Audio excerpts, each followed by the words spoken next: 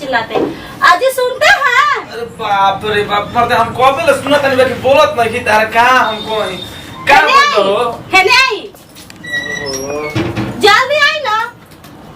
का बोलो का कहत रू का कहता नहीं रउआ तो हमरा हिया ला के रख देनी है। हमरा इतना ढील हो गइल बा तो बहिनिया के सब पलट गइल बा, इतना खजुआ त तनका निकाल दिया कम यहां से बलवा झाड़ ढील पर गुल बा। हां अरे बाप रे बाप, ऐसे देखल जाला का कहिया न लेके आई। ठीक कोन भरो जल्दी लेके आई। भगवान ने ओहो कितना काटा ताजू। जल्दी लेके आई जी। द मते तो हते तो 12 करोड़ कटवा दी का ये बब कटौरू बन दरू। हां ई जे बब कट कटवा देन बड़ी झकास लगू। सच्चो में? हां तब का चलो ब्यूटी पार्लर में कटवा दी। सोचा तानी कटवाए में तो चेहरा कैसन लागे, नीक लागे कि तू ढील पारा ले बड़ू दे। हां बहुत पहले ढील निकाल। रोको है तो लोकल भी है। ई कहां से तारा माता ना हो तारे बहिनिया में देखो तो हई बाप रे बाप। होते तो ढील। ओहो हाथना सुंदर जान दरू हमनी के चल चलिए जरा आलम कोनो फायदा नहीं खे। सही कहता रे हम तो रहुए के वजह से ही आए नहीं रहे। हमरा कौन मतलब बा रहे। हमार सबसे मूल पूंजी तू ही हड़ू जानलू। आ तोरे हाथ में दिक्कत होई तो हमें जरूर के का करम ना। ठीक बाटे चल पहले ढील देखी त आ उ राव बहिनिया के की हाल बा बोलत या कि नहीं खे।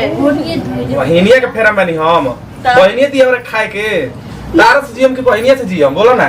ना हमके लागत है कि शादी करके लिए ना तो कहीं बदल नहीं खे जाएगा यही ला कुछ नहीं। हां और कोई नो बात नहीं खे। ई का तू कह देलू हम शादी के लेल बन बदले खाती तारा के। अच्छा चलो छोड़ हम नहीं खे मतलब भाई बस यही इरादा बा तोरा से। तो तू का जानत लो हमारी इरादा बदल जाई। भाई बहन के फेरा में नहीं के पड़े के जानत रो काहे खाती बनी। भाई बनी जवान को गांव घर मत कहे लो भैया बहन अभी मत आवे ना आवेला। नहीं ये बात ठीक कहता है। हम के लोग फेरा में देखत नहीं कहीं गरीब दुखिया लइका लौकी कोनो कम पैसा के दिया क दे। कम पैसा को ऐसे फ्री में की करके हाथ धरा दिया चल जाई अपन घर दुआर काची पैसा लगावे के जरूरत बा। अरे तब मान लो बा न कनी तन जाति जत बा न शिकायत न होई। तू जाना तारू हमनी के लव मैरिज बियाह ना न होला। हां त रउआ काहे कहनी लव मैरिज बियाह।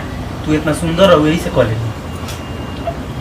सुंदर हनी तब का हमरा से ज्यादा सुंदर त तोर बहिनिया ह। जाए तो सुना ना एगो बात कहत नहीं का करे बहिनी कपड़ा किन दे के फिर अभी उहे बदवा करता अभी कहला कि केकरो हाथ पकड़ा के बियाह करके भेजा दो एगो कपड़ा किनता पैसा लागी कि ना लागी। जान तारू गांव में 50 किस्म का दीवाना कहे लगी ना कि ना किनला कहे द हमरे एगो साया सूट बाड़े ना पुराना उ दे दे उ पहन ले। हो तारो सूटा बन तन फाटो पकड़ के अंदर सीधी हो ठीक बा ना। हां पतो नहीं भैया ए भैया का रे कबाब में हड्डी आ गईली ते जाने लिस हमनी के बैठबे ते का कर चलेली है। हां बार दिवाली घर बनाओ तो नहीं बिगड़ जाता बना लो ना। हो तो चका पहाड़ सो गलुआ तार दिवाली घर हम बनाओ तो हम अपन से तोरा लूर रहन सीखेला रे। लूर रहन सीखी खाली घर में बैठ के एक थरिया खाई और कुछ करी।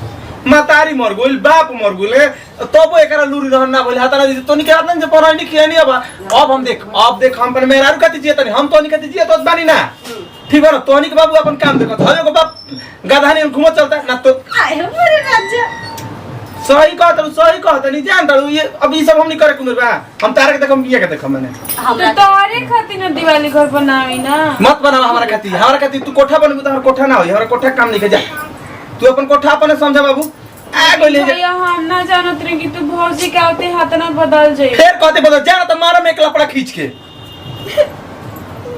एक बात सुनाई नहीं खे देवे लड़का बिया भौजी का आइते बदल गुले देखे लागल ई बेरा हैं चल जा हम चलता है देख देखल हो जाए तो देखल दिमाग खराब हो गई। चल घर में तार गोड़ दबा दे दुखात होई। हां चल